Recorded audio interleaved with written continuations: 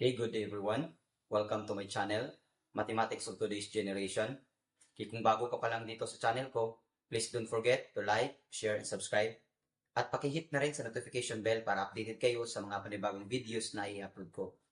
So by the way, if you are a mathematics contestant, a math coach, or a mathematics enthusiast, then this tutorial is for you. Without further ado, let's begin.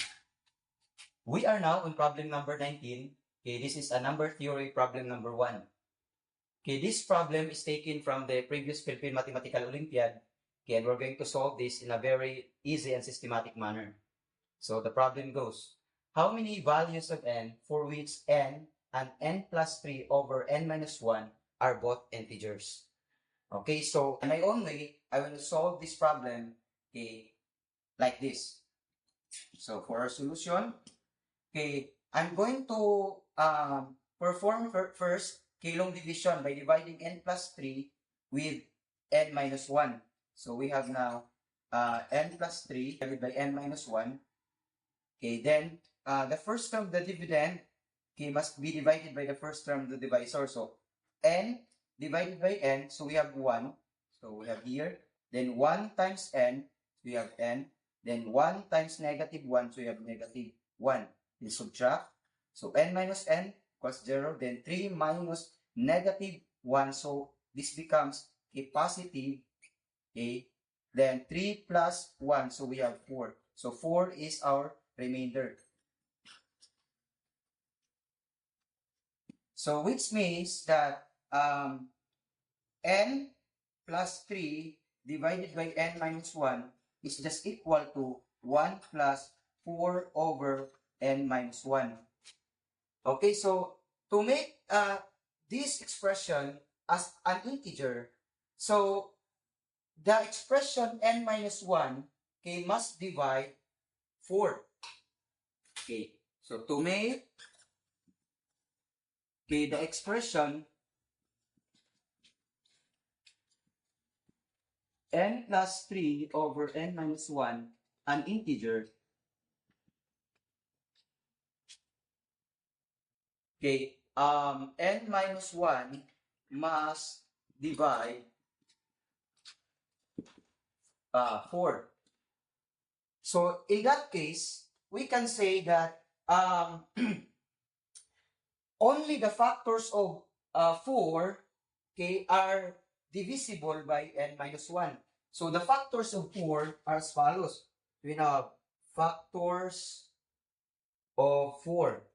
So we have, let's start from negative. So we have negative 4, then negative 2, negative 1, 1, 2, and 4.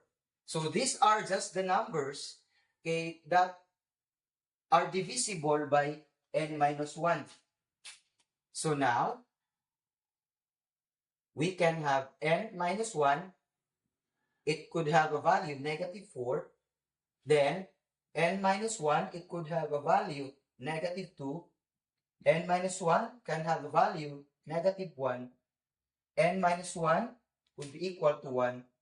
N minus 1 would be equal to 2. And n minus 1 would be equal to 4. Okay, then applying the addition property of equality, this follows that n is equal to negative 4 plus 1 is equal to negative 3. Then, this also follows by applying the addition property of equality, we have n equals negative 2 plus 1 equals negative 1. Then, in the same way, so we have, for here, we have n is equal to negative 1 plus 1 is equal to 0. This one, we have n is equal to 1 plus 1 is equal to 2. And we have n is equal to 2 plus 1, which is equal to 3.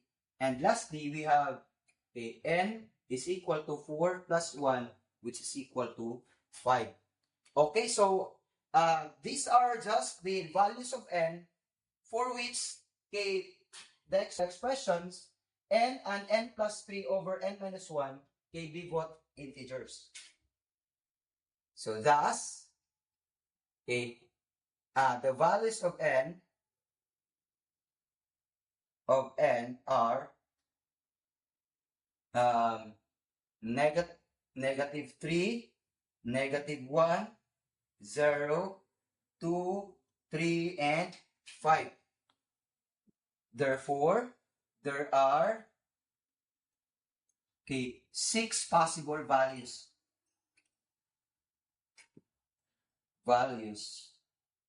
of n. Okay. And I think this is a good place to start.